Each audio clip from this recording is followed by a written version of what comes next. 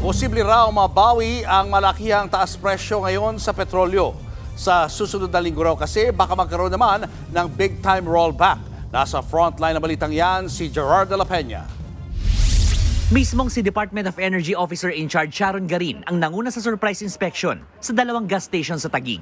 Tiniyak nila kung tama ang presyo, dami at kalidad ng langis na binibili ng mga motorista. Lalo ngayong malakihan ng oil price hike dahil sa giyera ng Israel at Iran.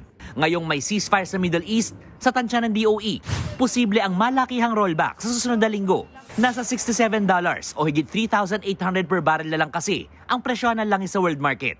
O halos kapareho bago pumutok ang gulo sa Israel at Iran.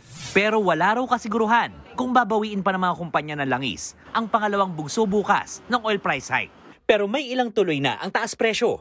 Pagdating naman sa fuel subsidy, nasa kamay na raw ito ng Department of Transportation. Matatanda ang sinabi ng DOTR na magbibigay sila ng subsidy kapag sumipa na sa $80 o mahigit 4,000 pesos per barrel ang presyo ng krudo sa world market.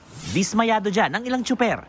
Siyempre, yung pangit yun, trasabante sila, papaasa sila di ba?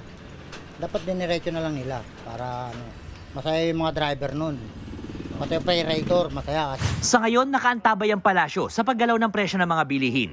Wala raw dahilan para sumipa ang mga presyo dahil pababa na rin ang presyo ng langis. Nakita natin that the effect on the economy should be manageable.